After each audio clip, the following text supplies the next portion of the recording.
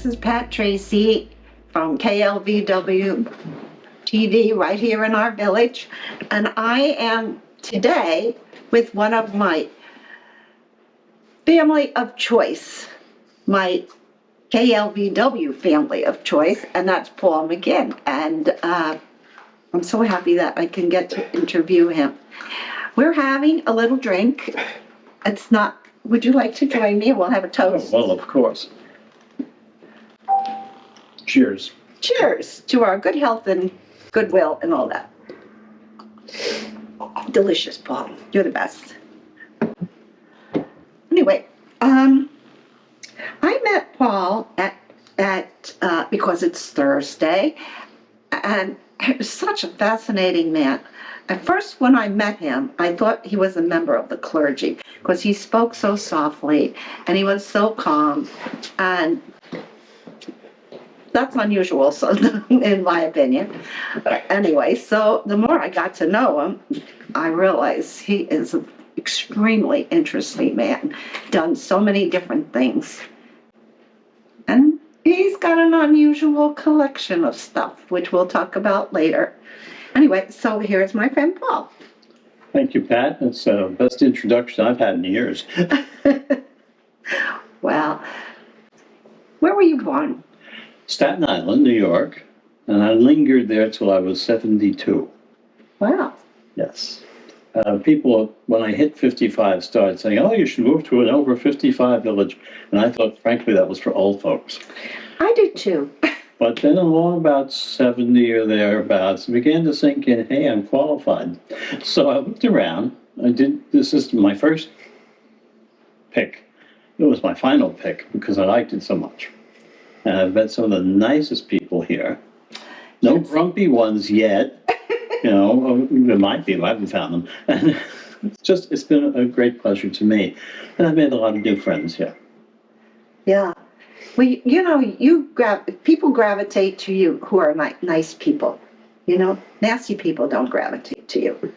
And that's just as well. Yeah, it's because they couldn't stand the competition, you know, to be.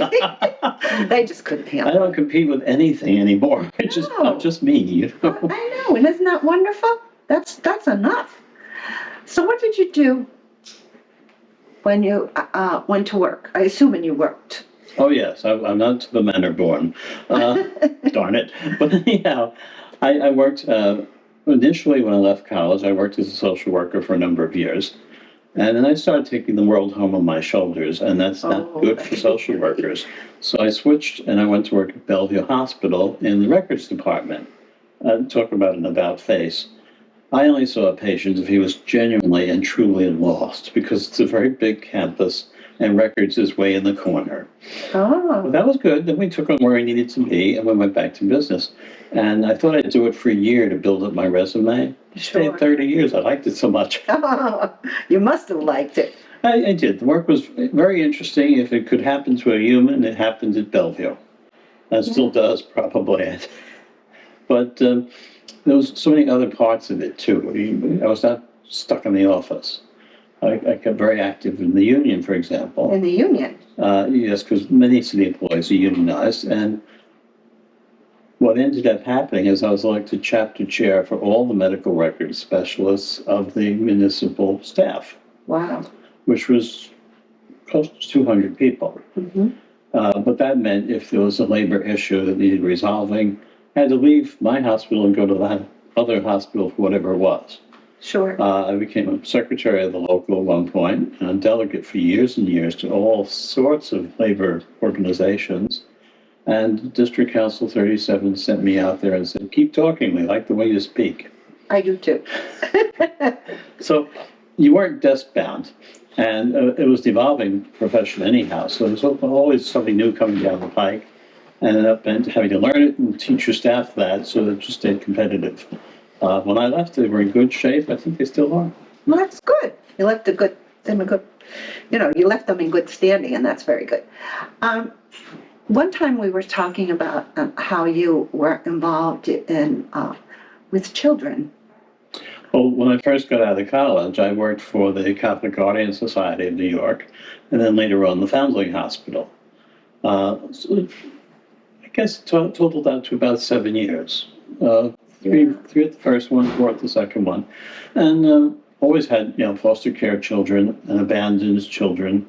And ironically, when a child was abandoned, sometimes the family hospital would go on ABC News. Oh, yeah. And I was the spokesperson that had to make the presentation about this child. Does anybody know anything about this case? But I never got to see me on television because they always aired it for the 5 o'clock news, and I was busy commuting. So, But you were there. I might have been a TV star, but I have no idea. Well, you will today. This is your new beginning. You'll be a TV star today. Well, I got to start sometime, so I'm only 75. Well, we won't talk about how old I am. I never ask a lady her age. Those are state secrets. Yes, they are. We don't need to know everything about everybody. We just have to take them the way we find them today. Exactly. Yes. So since you've been here, what have you been doing? Oh, a little of everything. I've joined a few of the clubs, and the Irish Club, the Players Club. I played dominoes on Wednesday night, which I had no clue how to play dominoes when they sat me down the first time. I had to learn something new, which is good, because I really believe the day you don't learn something new, they're ready standing over you with a shovel full of dirt. So I keep learning. Good. And the people that I met, I was introduced because it's Thursday by a lady who bicycles around the neighborhood every morning. And she says, "Oh, you're new, you want to come?" Yeah. So I did, and I found a great gang of people and had a lot of fun. I still go there. They like it when you can bring something to the buffet. And you always do. You bring the best cookies. Well, one, it's something I can do. I don't have a lot of talents, but the few I've got are pretty good. And I found if you bake well or you cook well, you always have an audience. You sure do. Which is more than you can say for stamp collectors, No. coin collectors. Nice people, but not terribly exciting. No. So I started baking cookies, and I found out I had so many recipes in the family cookbook that I didn't have to repeat any flavor for the year.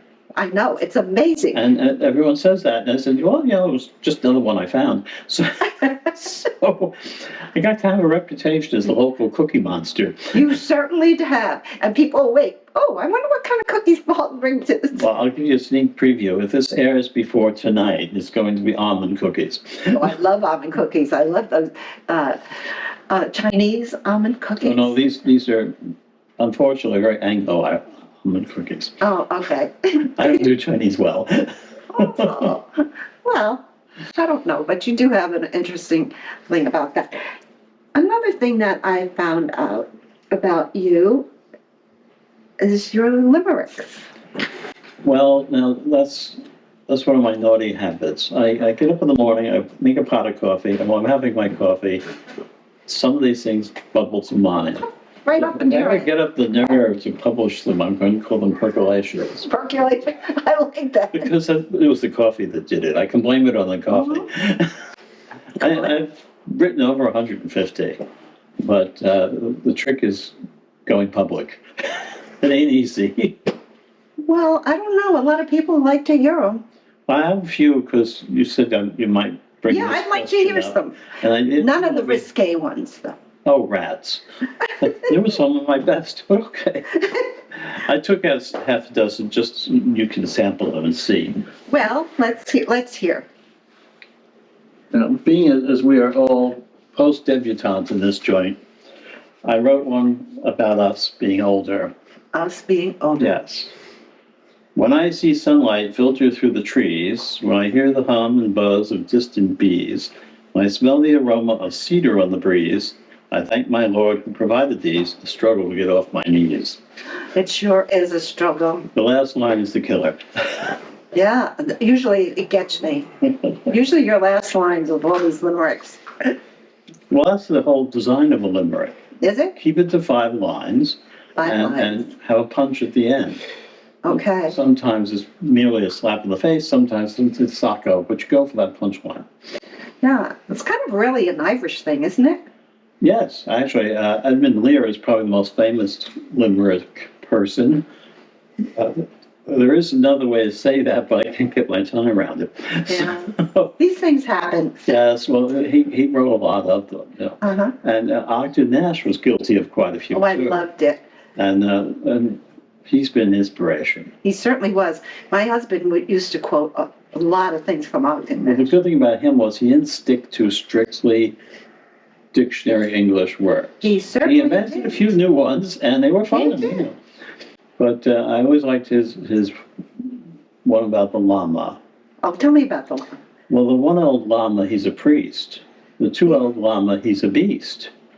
But I'll bet you a silk pajama you never saw a three-eyed llama, No, I never did. and you never will either. You never will. My husband used to say about the one, ketchup, ketchup in a bottle. None will come, and then a lot'll. How very true. I have shirts to prove it. We all do.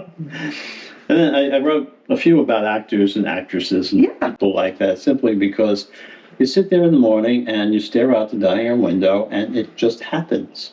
It just comes to you. And I can't say I've had any special inspiration, just mental bubbles. Well, I think that's how people that are creative, they create. It comes from within. But you don't always realize it while it's happening. So after you finish it, you just, you know. Yeah, You just keep a pen and pad handy and work at it from there. sure. Of course, once I did wake up in the middle of the night thinking I had the classic American poem, and in the morning I couldn't read my handwriting. Oh my goodness, that's happened to me because I started writing in the dark. I have a dream, and then I said, "Oh, if I don't write something down, I'll never remember it." And then I couldn't read it I have anymore. grocery lists like that too. I get to shop right, huh? But I did write one about one of my favorite actresses, which was Katharine Hepburn. Yeah, I loved her too. And I said the Hepburn's daughter was Kate, whose acting was really first rate. She'd stride across the floor and Metro's lions would roar. Now she's called Kate the Great. She is. So there are a few like that. But, one could go on all night. I don't No, think read that's me a lot of another fun. one. One more. At least, maybe One two or more, three. that's the limit. No, I think you've got like over 100 or something. Yes, but I try not to admit that. Oh. Another Hepburn was Audrey, of whom there was no dirty laundry. Renowned for her beauty and UNICEF duty, she never did anything tawdry. No, never.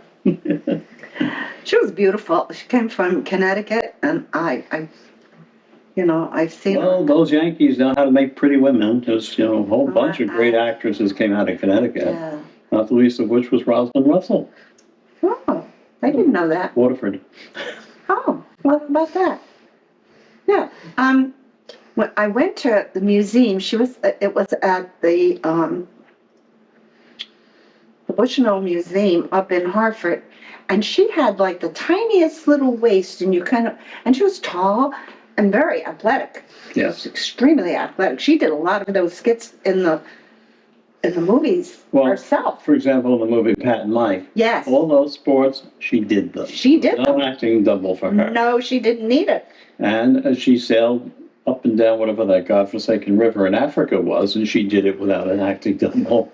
So I think that's impressive. I think it's very impressive because so many of them call in the double. Not this one. She knew their stuff. Yes, she sure did. She sure did. So, read me another one, please. Last one. Please. All right, let's see what I can find here. I picked out 6, but I didn't want to read 6. No, Oh, I don't mind. I like them. I enjoy them. Come to Thursday nights. and I may just, I don't always get there on Thursday night, but when I do. yeah, because it's springtime. Oh, because it's springtime. The daffodil is an amazing flower. It signals spring's awesome power. To give old Mother Earth a whole rebirth, and is much more refreshing than an April shower. Yes, it is. It certainly is. And they're lovely. We have so many beautiful spots where the daffodils are growing here in our village. Well, the grounds here are very well kept. Oh, they're And lovely. not just the 5-foot strip, which is another hobby of That's mine. another issue, the 5 foot. Well, I'm on that committee and I have to do 5-foot strip. Oh, permits. yes, you're on the architectural committee. Right, but I haven't met a bad designer yet. They've all come up with pretty good ideas and put them to good use. But then the public areas beyond the 5-foot strip, if you just go down this street, for example, very good plantings, very healthy, well kept. And I know we have new lawn people, Yes, and they're just getting their legs under them. yeah. But I suspect by midsummer it's going to be as green as Ireland. Oh, I hope so. That would be beautiful. I know my lawn's looking better than it ever did. Not right, well, in certain areas, not so much, but it's. I have a bald spot in mine, but they'll get over that. I have Yeah. it here too, so what the heck? Yeah. So I don't know, but I'd love to see that, you know, how things, and I saw some other plantings too around the village, and I think that is so nice that people had the foresight to make Well, this beautiful. Even, for example, our butterfly garden. Oh, God, that's my Not too favorite. many other developments in this country have butterfly I gardens. never heard of one before. I heard of one in Connecticut, believe it or not, but I don't remember what town. I think it was Litchfield, but I won't swear to Oh, that. well, Litchfield, yeah. Well, it's a little cooler up there in Litchfield, Connecticut. I haven't been there, so I can't say. Well, it is. It's up in the corner there. Yeah. But here, you know, like I tried growing some things, and they don't grow as well here as they did in Connecticut because I'm, sandy soil, you know. I'm not a gardener by nature or training or anything else. I can kill silk flowers. Takes no You work. can kill those So, flowers. There's Nobody can some kill of them that are silk fighting for flowers. their life right now. Oh, God. Seriously, I'm not a good gardener, but I like a good garden. Yeah, And, you know, I like to see that. one nice thing about getting to be our age group is that you don't have to have a talent for gardening necessarily, or music, or theater, but you can be a very good audience. Yeah. So, you know, it's very true about the needing an audience. Well, what good an actor would be if didn't have some audience? Exactly. So I may not be able to get up there and recite Shakespeare, but I can listen to it really well. Yeah, me too. or, you know, people that play instruments here. I mean, I've found so many interesting people in this village, talents like you wouldn't believe. Tremendous musicians know. here. Yeah, and it's good. I think supporting them by showing up and watching what they do and listening to what they do. Well, aside from that, when you're a good audience, I say that as one audience person, I can't speak for a room full, but a good audience can bring out the best in the performer. Yes. They like that feedback. There's nothing worse than a room full of people chattering away while you're trying to give a concert or do a play. And there are times when I've been in theaters where I would gleefully have gotten up and strangled a few members of the audience just in the interest of peace and quiet. But they frown on that in polite society, so I don't do it. You could be in big trouble with that kind of Yeah, situation. I have to behave. Yes, you But do. that doesn't mean I don't get the impulse. Yeah, and I can feel that impulse too because I want to hear the notes. I want to hear the music. Yeah. You know, like at different times that we put on shows and things like here, and people are pouring their souls out. You know. And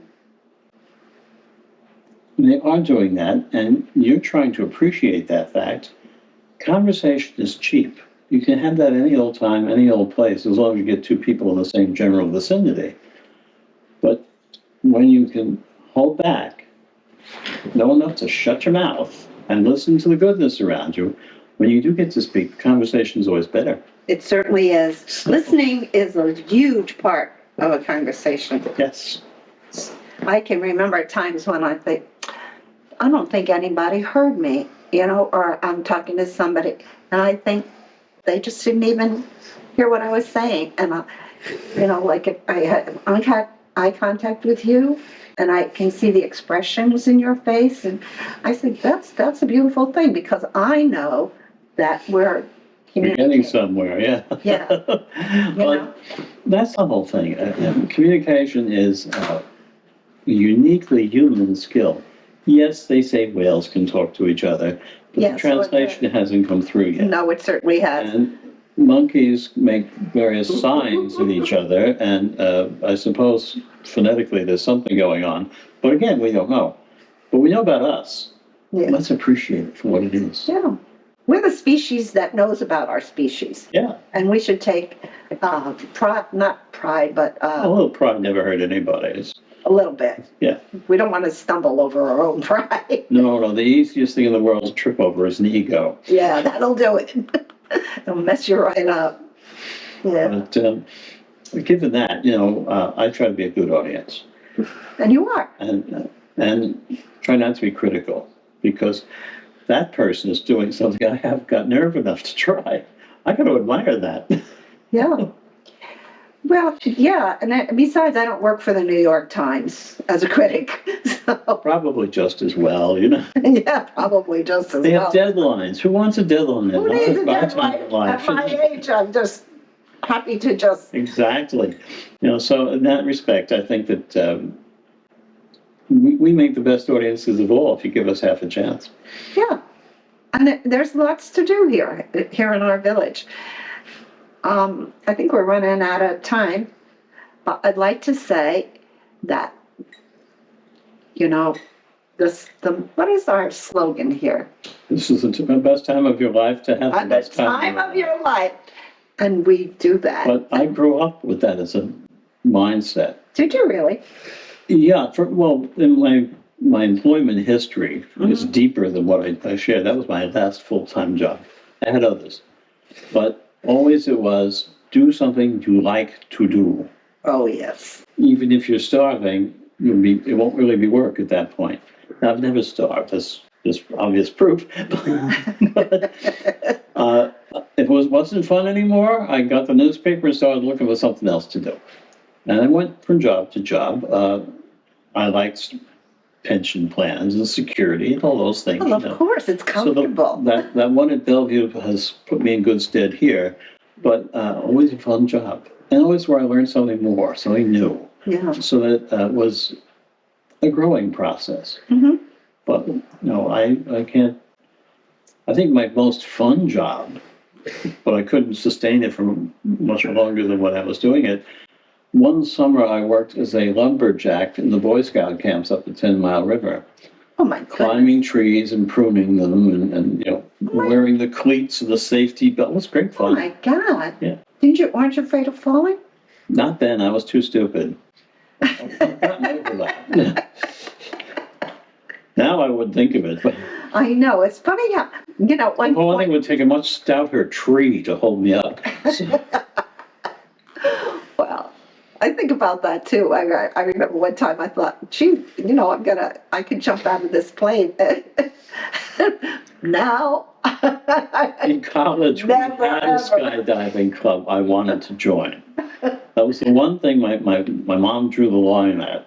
She let us try all sorts of stuff, but she drew the line at skydiving, and I wasn't as slick as some of the other guys. They found some drunk at Grand Central, got to sign the paper, and they went.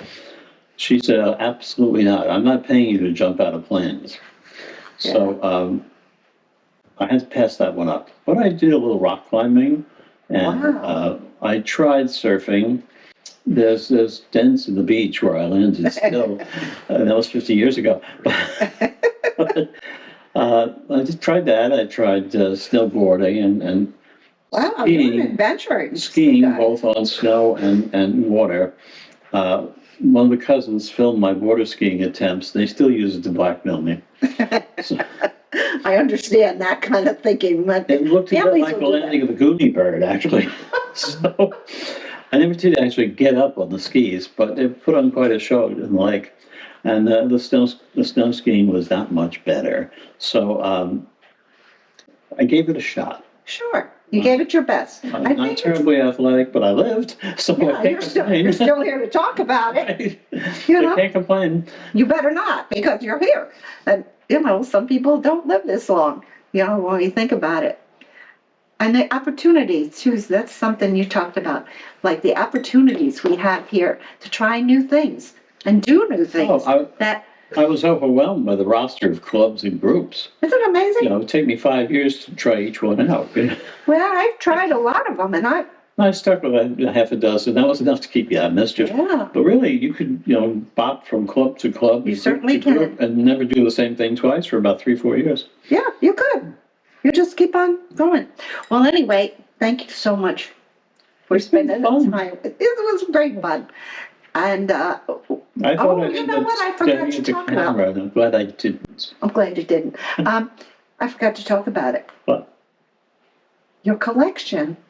Oh, well, yes, that's kind of spread out, but most of it's in the garage.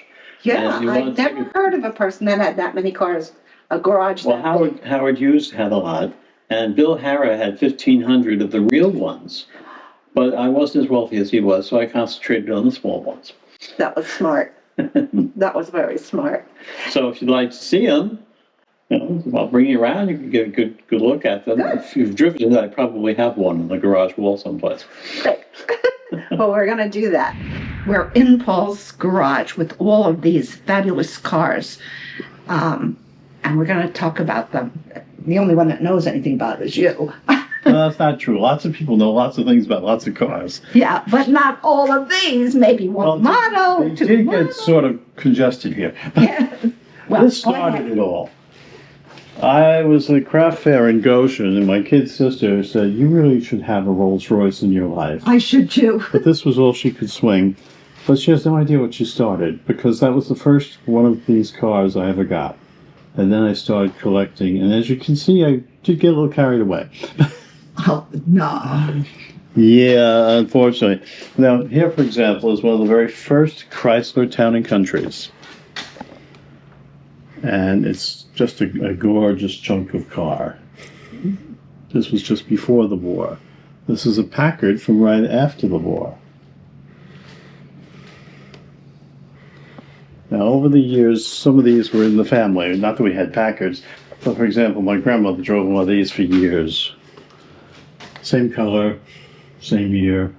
I love those cars. And next to it, that blue and white one was the car that my aunt had for years. Oh.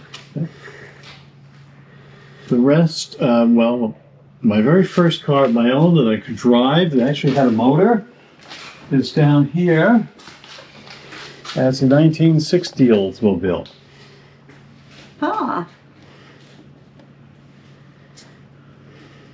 But I just loved cars in general. And, you know, the 30s and 40s to me, and the early 50s were the best. After 57, they kind of lost some of their charm. Yep. I remember some of these cars. I owned some cars. And to see one you used to drive, say so. Okay. Yeah, by all means. Now, Mike was surprised at a Woody convertible, but here's a Chrysler version for 1948. And it had plaid upholstery. Plaid upholstery. Yes. Oh, I would have loved that. I have very few Studebakers. Well, yeah. Well, at the time that this car was made, Uh-huh. which is a Pierce Arrow, Studebaker owns the company. And I have a bigger one of it in the kitchen. It's a 12-cylinder car with dual dashboards. So Madame in the back seat could tell what the chauffeur was doing. Well, you have to know. And the spare tire is hidden behind this body panel Oh, my goodness. because they didn't want to have the lines all cluttered up like they have on the older cars. And I love the big white wheels, Yes. you know, white wall wheels. Yeah. It's so sharp. This is another early acquisition of mine. It's a 1903 Oldsmobile with a tiller instead of a steering wheel. Yeah. Yeah. I was amazed when I saw that. I said, And they used to measure how fast they were going because they didn't have gauges. So you measured how fast you were going by how many telegraph poles you passed in a minute. And the car would actually kind of keep count for you because the engine went tapakara, tapakara, tapakara. It's 2 cylinders. That's funny. Thank you so much. Thank you, Paul. And thank you to the listeners. And I hope you enjoyed this interview. And just remember, you have a family here. A family but a family of choice. So thanks for listening, and I love you.